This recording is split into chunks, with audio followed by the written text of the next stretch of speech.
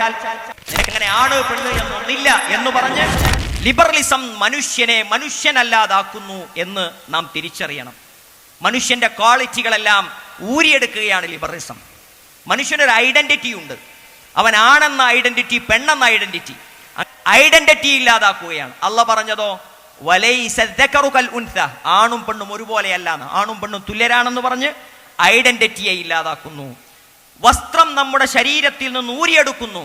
നിനക്കെന്താ ഇഷ്ടമുള്ള വസ്ത്രം ധരിച്ചാൽ, നീ എന്തിനാ ഇങ്ങനെ ധരിക്കണമെന്ന നിയമം പാലിക്കുന്നത് എന്ന് പറഞ്ഞ് നമ്മളെ കൊണ്ട് വിവസ്ത്രരാക്കാനാണ്, നമ്മുടെ ഐഡന്റിറ്റി നഷ്ടപ്പെടുത്താനാണ് ലിബറലിസം ശ്രമിക്കുന്നത്. എന്തും നിനക്ക് സംസാരിക്കാം, വായക്ക് നിയന്ത്രണമൊന്നും വേണ്ട, തെറി പറയാം, നുണ പറയാം, ആക്ഷേപങ്ങൾ ഉന്നയിക്കാം, ദ്വയാർത്ഥ പ്രയോഗങ്ങൾ നടത്താം, അതൊന്നും നീ നോക്കണ്ട എന്ന് പറഞ്ഞ് എന്തും പറയാനുള്ള ലൈസൻസ് നൽകി സെൻസർഷിപ്പ് ഇല്ലാതെ എഴുതാനും ഉറക്കെ സംസാരിക്കാനുമുള്ള അനുവാദം കൊടുക്കുന്നു ലിബറലിസം.